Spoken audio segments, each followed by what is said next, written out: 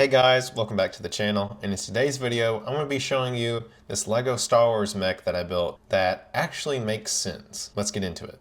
So the reason why this mech actually makes sense is because it could actually fit into Star Wars canon, technically. Star Wars has been making a lot of Star Wars mechs lately, and the main thing that kind of concerns me with them is they don't make a whole lot of sense. You never see them in canon, which is kind of odd. It doesn't make sense for Luke Skywalker to have a mech because he's already super powerful and he doesn't need a mech, or Darth Vader or Boba Fett or whatever.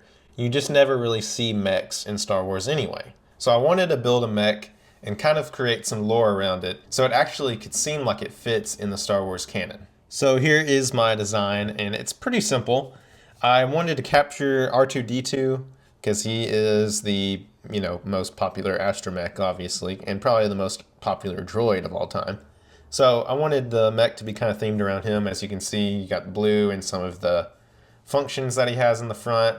Also, the feet are kind of reminiscent of R2-D2.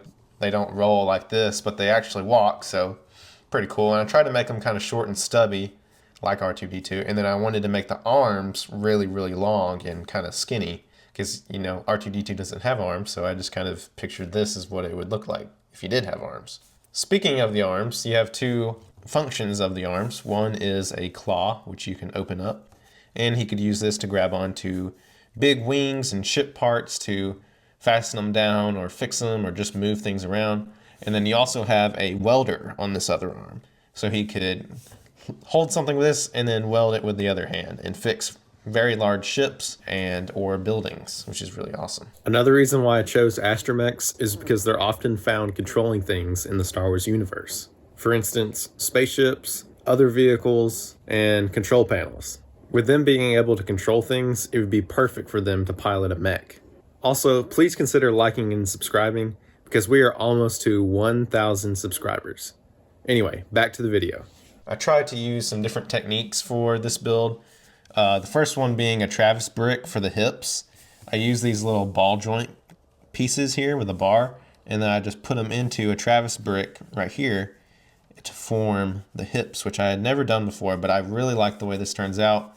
It gives the legs, a lot of motion, and it also gives him ab crunch and rotation at the waist with another ball joint on the top here, which is really awesome. My favorite design aspect of it is actually the shoulders here, which use a gear, which is very interesting. And I'll show you the assembly. Basically, it takes a gear like this, puts it into one of those round plates, and then connects it with another Technic pin, just like that. Very cool. And surprisingly sturdy. This build has a lot of articulation. You can rotate the shoulders all the way around, and they're on a ball joint, so you can bring them out and move them all around like that. The elbows are at a ball joint, so you can make his arm look weird. But they can move all the way around. The claw can move in and out, and then his other arm is very similar to that. And like I previously stated, you can bend all the way around here, move his legs all the way around, and you can move his ankles and feet all the way around. All in all, very posable. So you may be asking yourself, how does R2 get into here? He looks kind of trapped and scared in there. As you can see, his face mold is kind of deteriorating. But anyway, here's how you get him in. Basically, you have these little bars with clips down here, and you can bring this whole front assembly down just like so. And that will reveal where R2 is. So here is the R2 cockpit, and he's very easily taken out just by two jumper plates. Then you can put him in. And if you really want to, you can also bend this back piece down and pull that out, which is really cool. And so he can kind of be completely unfolded and crazy looking. Hope you guys really liked this build. It was a fun little project that I did, and I thought it was a cool idea. If you like this video, please like and subscribe, and stay tuned for more videos. And also let me know what you think about this build in the comment section below. I'll see y'all in the next one.